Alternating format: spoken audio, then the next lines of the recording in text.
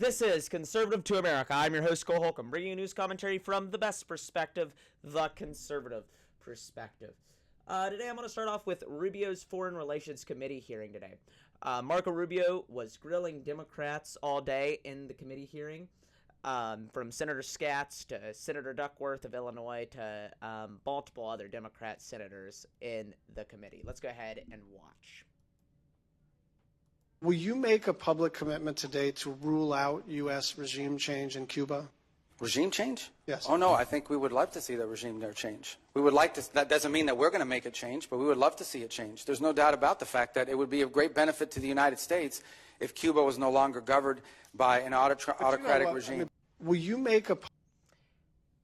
The Democrats in the Senate all day, they kept acting like they had Marco Rubio boxed in a corner. And the funny part is, everything the Democrats brought up today was either, one, a blatant lie, or two, it was just a dumb question or a dumb remark, okay? They kept making dumb statements. They kept asking dumb questions.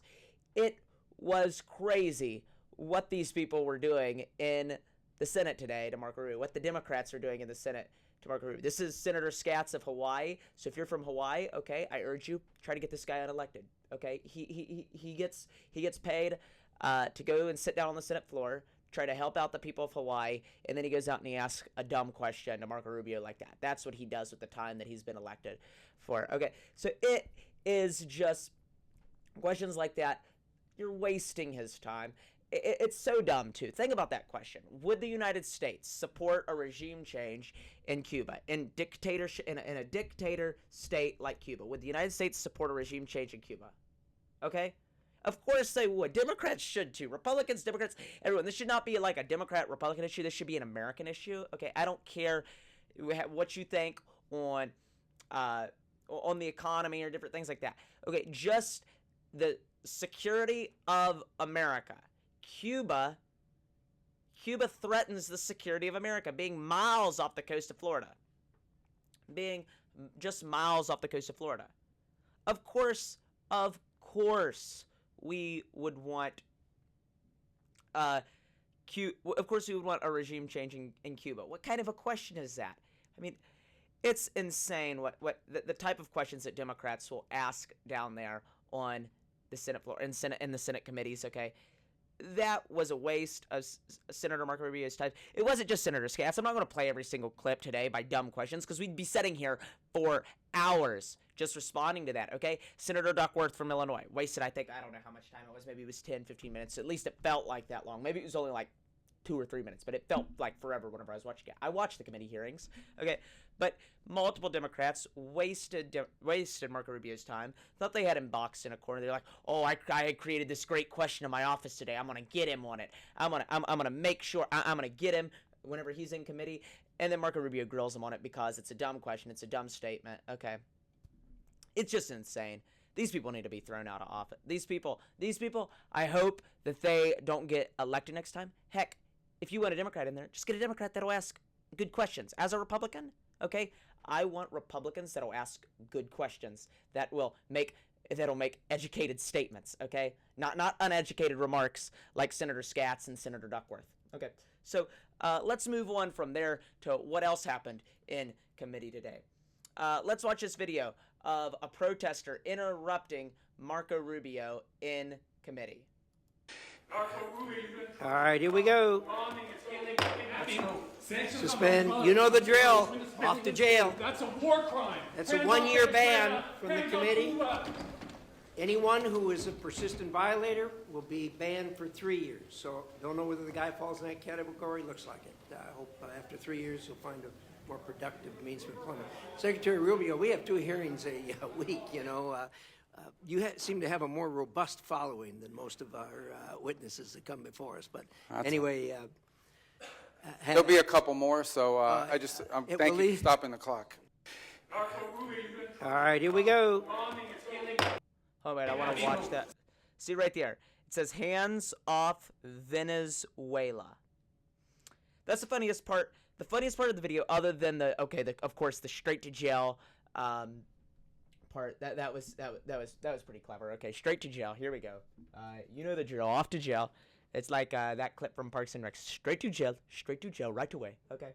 But anyways, other than that, other than the funniest part of off to jail, it's the guy, he's protesting for a country. He's protesting in favor of a country, Venezuela. Okay, he's protesting in favor of a country, Venezuela. In that country, in Venezuela, it's illegal to protest. You do not have the freedom to assemble, okay? I just find that hilarious. If this guy is so in favor of dictatorships, I don't know, here's an idea. Let's drop him off in Cuba, okay? At least while it still exists. I mean, I'm just saying, let's drop him off in Cuba, at least while it still exists. Let's let him live like a real Cuban, okay? And be like, okay, we're gonna let you live here for a few months. Tell us how you like it.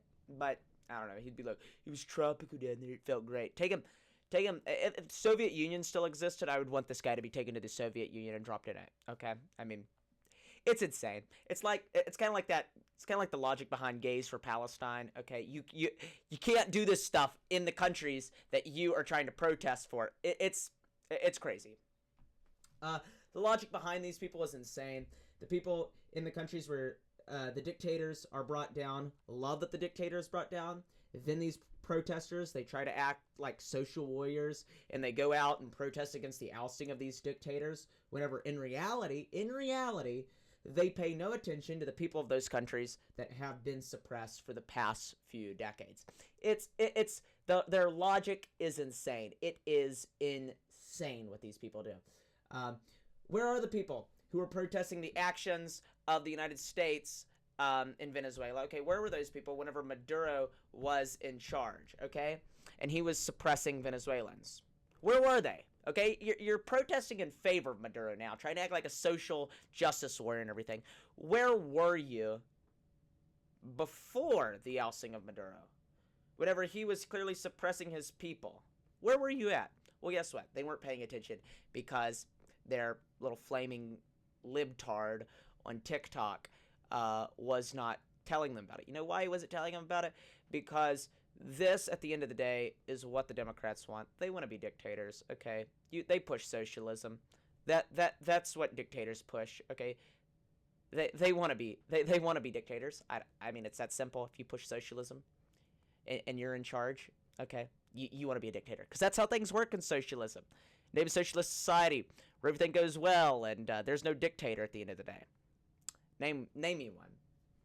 Alrighty, so we know that these protesters, that they are paid agitators. Well, it started off as paid agitators, I'm going to say that. But they push a lot of lies, and they have pushed a lot of lies that have infiltrated the minds and will infiltrate the minds of America's youth and just America in general, okay? While, yes, right now a good portion of people are paid protesters, soon they will successfully indoctrinate the minds of America. Soon America's streets will be full of people who truly believe that ICE should be abolished and dictatorships should be in the world. America is at a breaking point. It's now to decide, it's now a battle no longer between Republican and Democrat, my politics and your politics. It's good versus evil. Good versus evil. We're at that moment in America. What side are you on? Are you on the side of truth that tries to take down dictators, that tries to end communism and socialism and authoritarianism? Or are you on the side of the flaming libtard on TikTok and Zoran and Zoran Kami Mamdani, okay?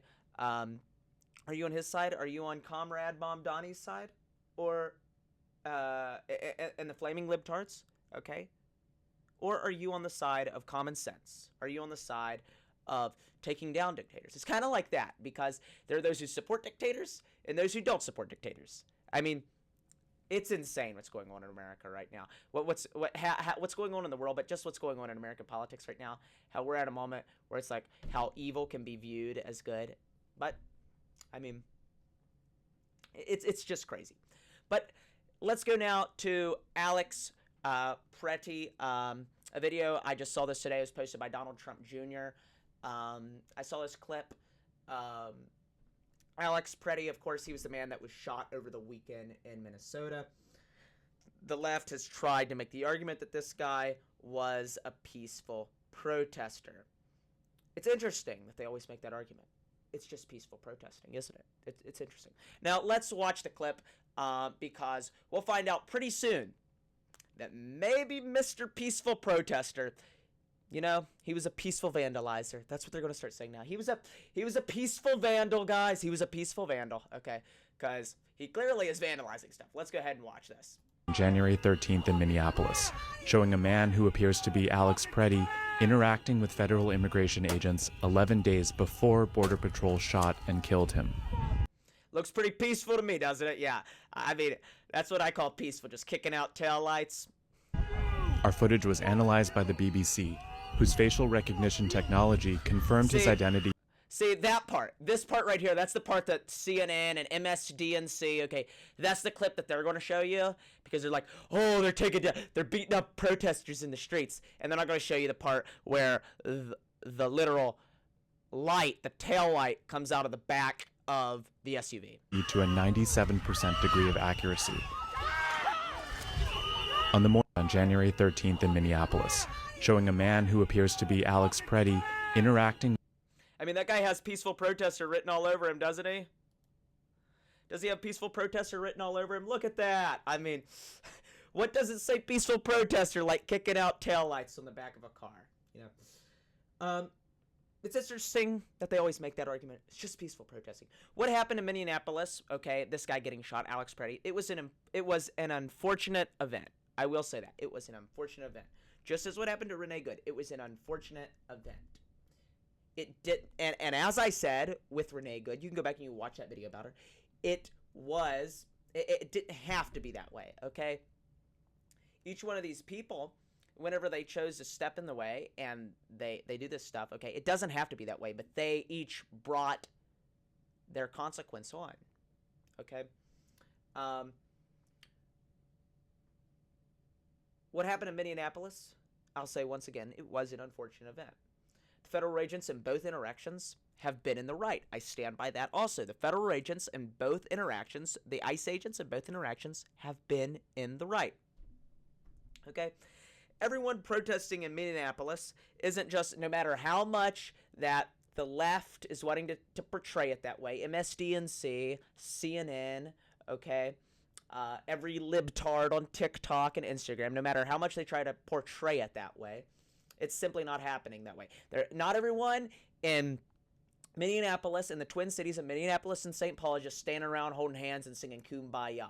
It's just not going down that way, okay? There are violent interactions that these protesters are having with ICE. The protesters are bringing, also, the protesters, they're bringing their consequences on because they decide to go from peaceful to violence. They decide to go from peace to violence, from peaceful protests to violent protests. Who would have thought that maybe ICE will go after you if you decide to go violent?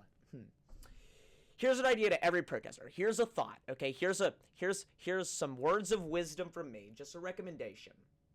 To every protester in Minneapolis and St. Paul and around our country for that matter, okay? Don't try to hit officers with your cars. Don't do it. Don't try to impede on an investigation.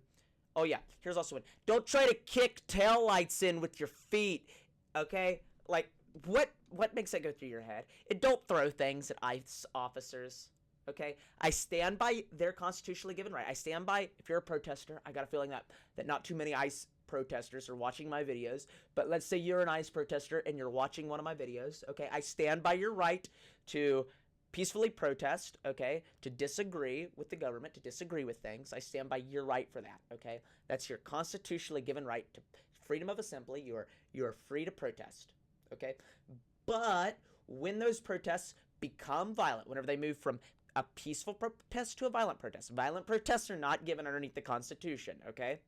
Whenever those protests go from peaceful to violent, don't be surprised whenever you end up in handcuffs or even worse, shot. Don't be surprised whenever ICE decides to retaliate because you try to kick their taillights off, because you try to hit them with your car, because you throw things at them, because you do whatever you please, okay?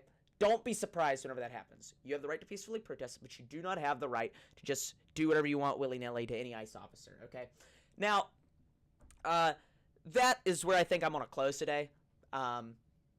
The bottom line is, voters elect senators who ask well-educated questions, okay? Not like that guy, Senator, what his name? Scats at the beginning of the video. Scats, I don't know what his name is. Anyways, elect senators that will ask well-educated questions. To those protesting regime change in Venezuela, maybe really research what you're protesting. Just because some pink hair libtard is screaming Venezuela is a great country and Maduro is a great guy, that doesn't automatically make it true, okay? Also, to those in St. Paul and Minneapolis protesting ICE, don't vandalize things and impede on investigations. And then don't say whenever ICE decides to arrest you that you were just peacefully protesting, okay? What you're doing, if anything, you're vandalizing. Okay, that's what they're going to start saying. It's going to go for peaceful protest. It's a peaceful vandalism. It's a peaceful vandalism. It's insane. Okay. But at the end of the day, I'm Cole Holcomb, bringing you news commentary from the best perspective, the conservative perspective. Better yet, the common sense perspective. This is Conservative to America. Stay safe, stay warm, stay American, and good night.